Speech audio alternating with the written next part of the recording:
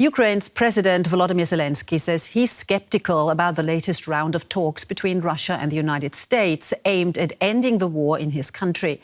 Zelenskyy said that Washington had brought up the prospect of three-way talks, which would mark the first face-to-face meetings between Ukraine and Russia in 6 months. But Russia, whose envoy is in Miami to meet US negotiators, denied such talks were in the cards. One of the key sticking points to finalizing a peace deal is Moscow's demand that Kyiv give up territory. Now, that is something most Ukrainian soldiers are unwilling to budge on. This is the front line in eastern Ukraine, where the war grinds on. This Ukrainian artillery unit operates under constant threat from Russian drones. Here, soldiers say little has changed, even as diplomats trade proposals elsewhere. I don't believe in a ceasefire. It's all just empty talks. Nearly 4 years after Russia launched its war, Ukrainian troops holding ground in the Donetsk region say any deal that trades territory for peace would come at too high a cost.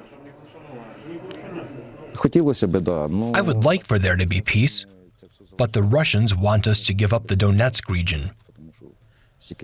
We've been fighting for 4 years now, and it would be stupid to leave it all behind, having lost so many guys. Ukraine's military says the fight is increasingly shaped by technology, not just territory.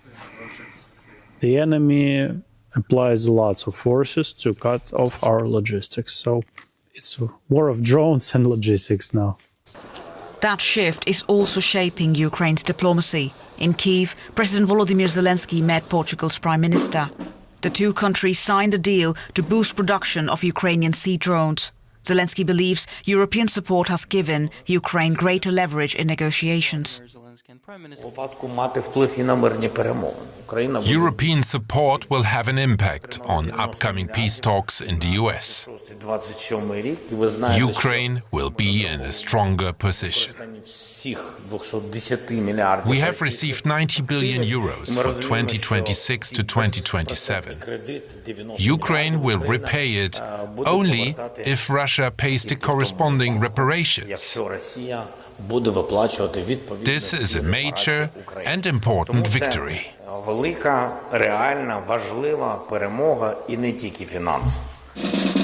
Zelenskyy also confirmed that Washington had proposed trilateral talks involving Ukraine, Russia and the United States. He is urging the United States to increase pressure on Moscow, calling for tougher sanctions across the Russian economy. But on the front line, soldiers say one thing is non-negotiable. Any peace deal, they argue, cannot give away the territory they are still fighting and dying to defend.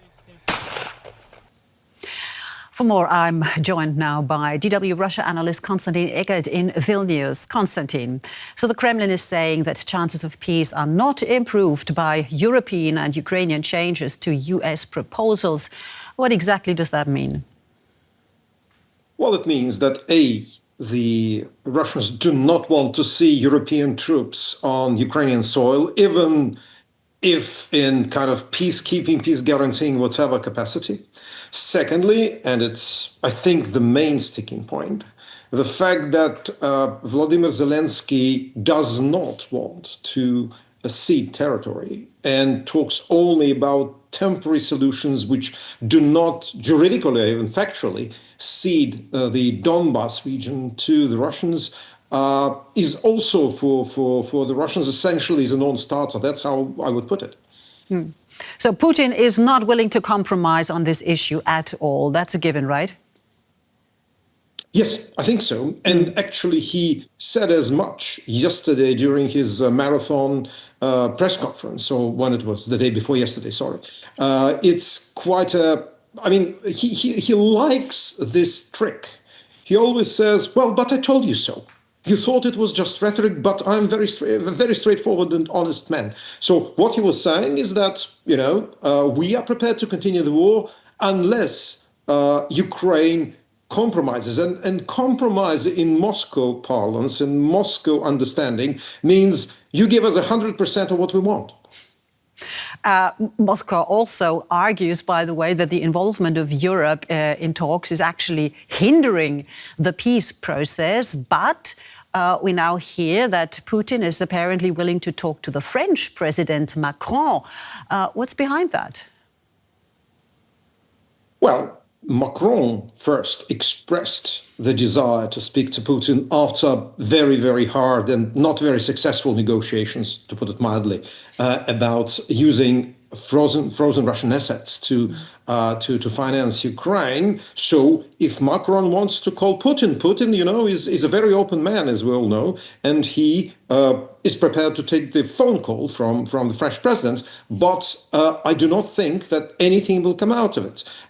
Definitely what Putin is irritated with is essentially what he sees as increasing European resolve. It's developing, it's not final, but increasing European resolve to go it alone with Ukraine without massive support from the United States, because we know that this administration is very skeptical about a lot of things in Europe, including supporting Ukraine. So that's, I think, what, in a way, probably irritates him quite a lot. And from time to time, it shows.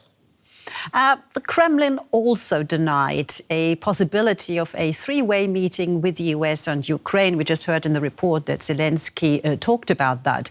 So what does that really tell us about the status of these negotiations that are going on at the moment? And can, or perhaps better put, will the US pressure Russia the way that Zelenskyy wants? Well, briefly, it means that the negotiations have hit the dead end, which was probably in many ways predestined from the beginning because of the Russian position.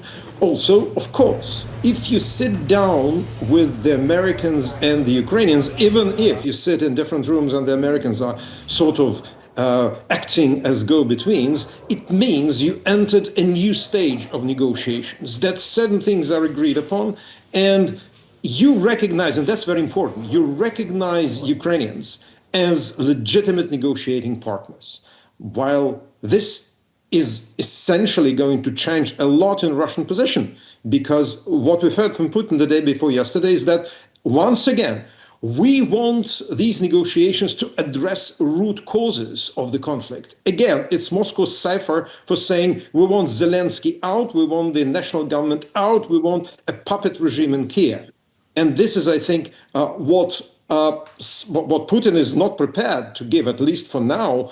And because of that, I do think that this round of negotiations is also going to end in nothing. All right. So before the end of the year, it's again a little bit like back to square one, it seems. DW Russia analyst Konstantin Eggert in Vilnius for us. Konstantin, thank you. Thank you.